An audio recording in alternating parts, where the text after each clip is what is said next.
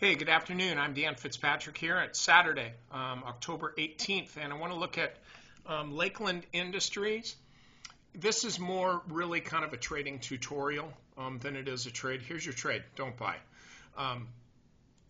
But here's why I'm saying this. This company makes hazmat suits. If you're watching this video, you probably know that because you would look at this video and go, "Oh, he's covering Lakeland. Oh, blah blah blah." But that bird has already flown. This is what I'm talking about. And obviously we can see this, but let's see how we could figure this out early. Okay, you go back here, and there's your first pop. I mean, we look back here. This would be kind of almost kind of a fake out. Oh, sorry about that. So anyway, you could almost say, wow, this would be a little bit of a fake out because you see this big, massive volume spike here, and then you finally get a higher high. And a lot of traders on something like this where they see the volatility, they would set their price alert here at 940, which is the high, and then, Lord help you, this, stock hits a high. You're in at 945 or something like that, and what was the high? 980, and you got out. The point is, this would be a really difficult stock to trade. And then, of course, you're in, and what happens? You get shaken out. So that's okay, that's fine, but let's just follow this through. Let me get back one. Note the volume. You've got huge, massive trading volume. Now, if this were me, and I wasn't looking at this stock back then, I would look at this massive volume and say, okay, I'm concerned that this is the high. I mean, like huge, massive climax high, but it doesn't look quite right over the next couple days. So now you see this. You're trading this thing. And I think, if I'm not sure, it might be a couple days later, but I think I remember telling members, you know what? I don't know what the heck's going on. Just go ahead and stay long, but have a trailing stop. And it might have been the very next day the stock rolled over, now that I think about it.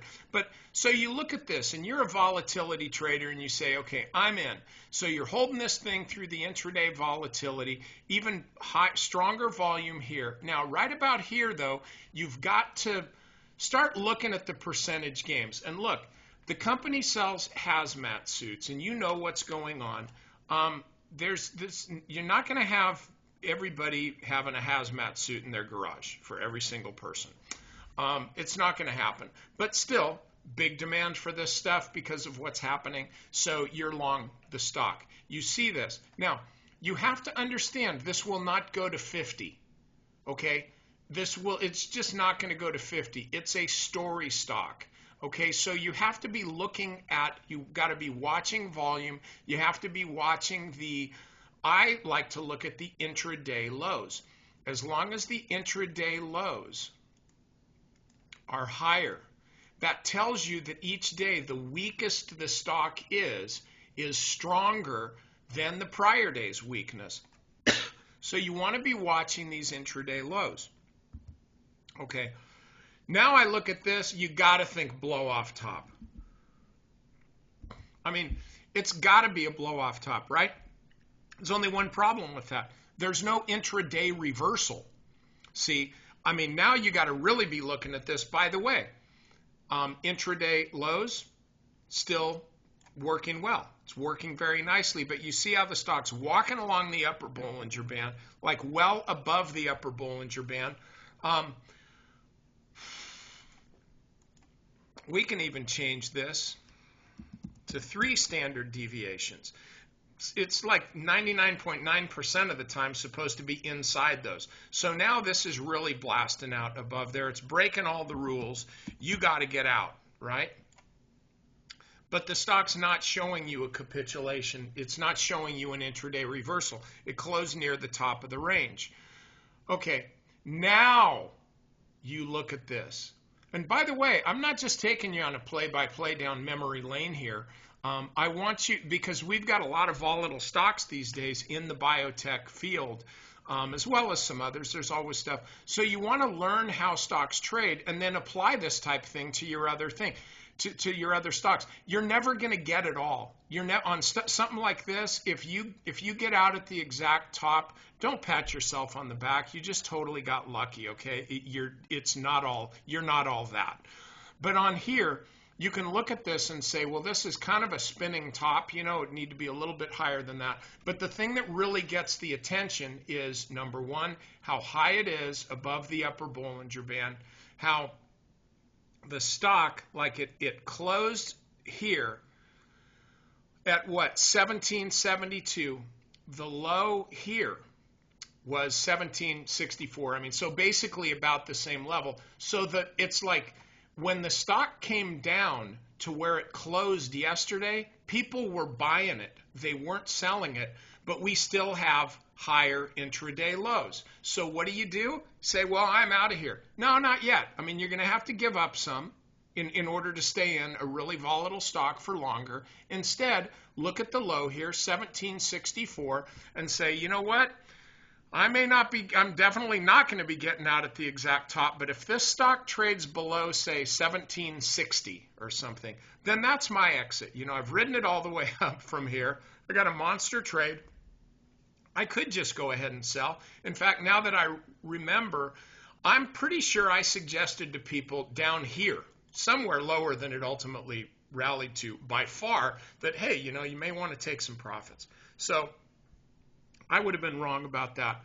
But you look here, and the low is 1764. So you say, all right, I'm going to put a stop at 1760. Again, the reason is because if it trades lower than the prior day's low, that's a change.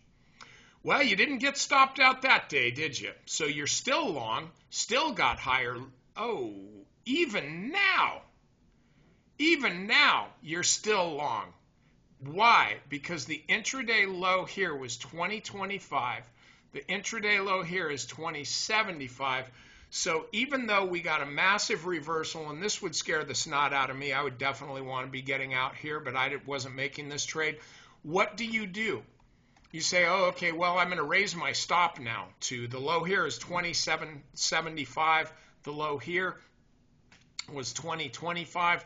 You could do that, or you could just say if the stock falls down below, 20, I'm out. I would want to keep a little bit tighter stop, but still, you're looking at this, you're watching it. Still, you're okay. You're up again. What'd you make? Another 10% on this move, just applying this one strategy of higher lows. Now you're out. Stock traded the low of 22.90. I don't know, you've set your stop somewhere, 22.50, whatever it was. So by just simply looking at the higher lows here and letting your stops do the work for you, because I'm telling you, if you're looking at this stock every single day and you're in a position, it's going to drive you insane, like your head is going to pop and stuff's going to start oozing out of your ears because it's just moving too fast. And it's all good.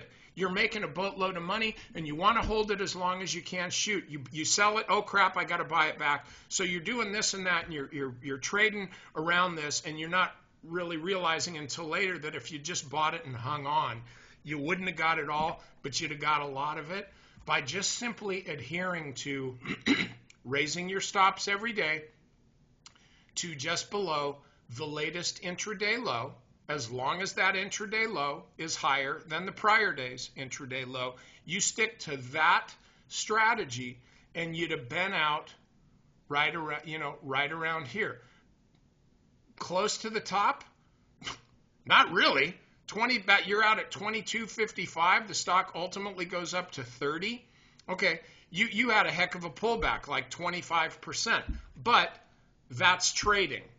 In a perfect world, what you'd have been doing is using an intraday chart, like an hourly chart, something like that. But the bottom line is the stock is volatile as all get out. What you really just need to make sure you're doing is using some type of strategy, because otherwise you're still going to be sitting around holding the stock like a fool, wondering when everybody's going to start buying hazmat suits again. So stay away from this stock now, I think, until it shows some kind of a base. But frankly, once a stock makes a move like this, that story's pretty much done and you really just need to move on. But if you can use these higher lows as a reference for stops, you're going to find that you'll stay in the strong stocks longer and you'll be taken out of the weak stocks faster. Okay, members, over to the strategy session. Got a little bit of tough love for you.